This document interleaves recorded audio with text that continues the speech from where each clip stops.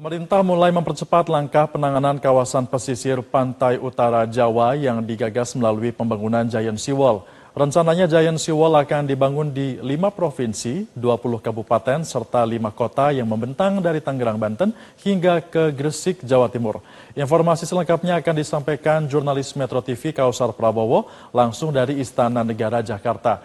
Kausar, apa yang menjadi prioritas pemerintah dalam tahapan awal pembangunan Giant Seawall?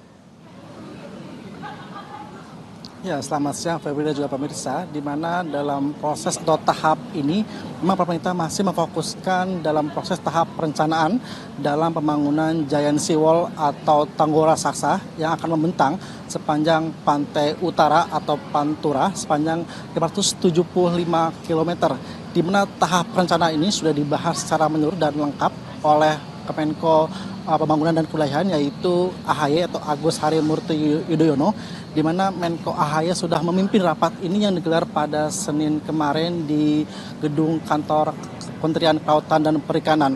Di mana rapat yang digelar selama kurang lebih 3 hingga 4 jam ini, Menko AHY menyampaikan bahwa pembangunan Giant Seawall ini nantinya tidak akan dilakukan secara langsung, melainkan akan dibangun dalam 15 segmen, dan untuk estimasi waktunya akan menempuh atau memakan waktu 15 hingga 20 tahun ke depan begitu. Dan dalam rapat ini juga dipimpin atau dihadiri oleh Wakil Menteri Kelautan dan Perikanan dan juga Kepala Badan Otorita Pembangunan Pantai Utara Jawa, Didit Herdiawan. Didit menyampaikan bahwa saat ini pihaknya masih melakukan tahap perencanaan. Ia ingin bahwa tahap perencanaan ini dilakukan secara matang sebelum nantinya pemerintah akan melanjutkan kepada tahap konstruksi begitu. Meskipun masih dalam tahap perencanaan, saat ini sejumlah daerah sudah memiliki progres yang cukup baik begitu, utamanya di 3 kota, yaitu di Kendal, di Semarang, dan di Demak, di mana 3 kota ini merupakan nantinya akan menjadi daerah prioritas dalam pembangunan Giant Seawall ke depannya begitu. Karena memang 3 lokasi ini cukup terdampak parah dalam banjirop, sehingga dibutuhkan upaya percepatan dalam pembangunan Giant Seawall begitu.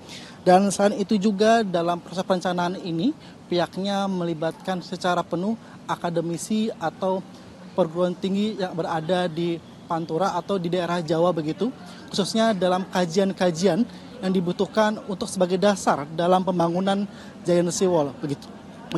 Dan selain itu juga Menko AHY menyampaikan terkait dengan keterlibatan dari kepala daerah, di mana dalam rapat yang digelar kemarin itu melibatkan 20 kepala daerah, yaitu ada dari 20 kabupaten, dari 5 kota dan juga 5 provinsi begitu.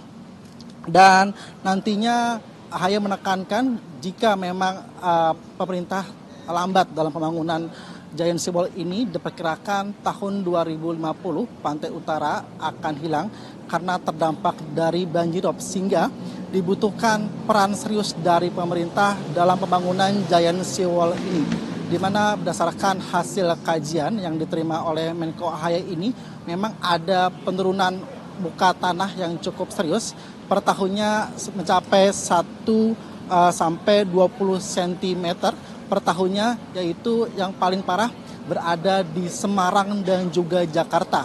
Selain itu juga ada kenaikan muka air laut mencapai 0,8 sampai 1,2 cm.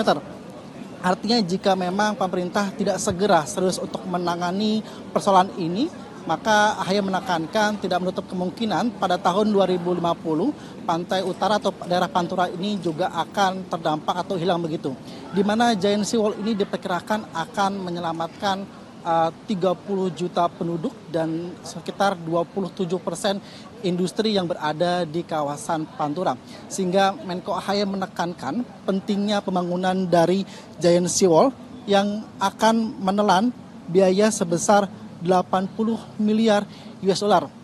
Dan ia juga menekankan terkait dengan produk domestik bruto, di mana Giant Seawall ini juga cukup penting untuk menjaga PDB di Pulau Jawa, khususnya di daerah Pantura, yang berkontribusi sebesar 23% terhadap produk domestik pada PDB nasional begitu, di mana atau sekitar 6,3 triliun.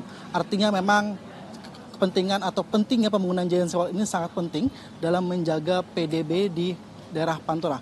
Berikut adalah pernyataan selengkap dari Menko AHY.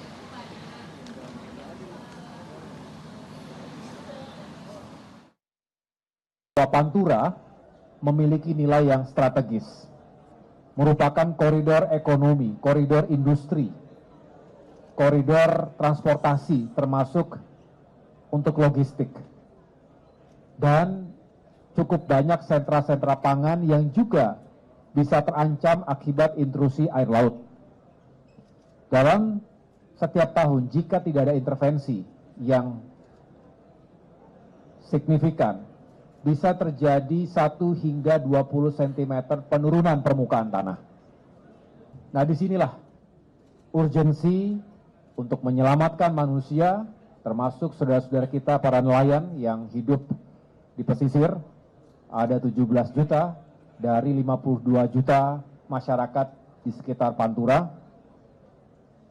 Dan juga untuk melindungi ekonomi yang berkontribusi terhadap PDB secara nasional itu kurang lebih 23%. Jadi ini adalah sesuatu yang sangat strategis. Ya, Febri juga Pak Firsa, terkait dengan pendanaan ini memang sangat besar ya. Mungkin memang dengan dana sebesar 80 miliar US dollar ini membutuhkan dana atau bantuan dari investasi, sehingga sumber dana tidak hanya berasal dari APBN, melainkan juga dari investor begitu.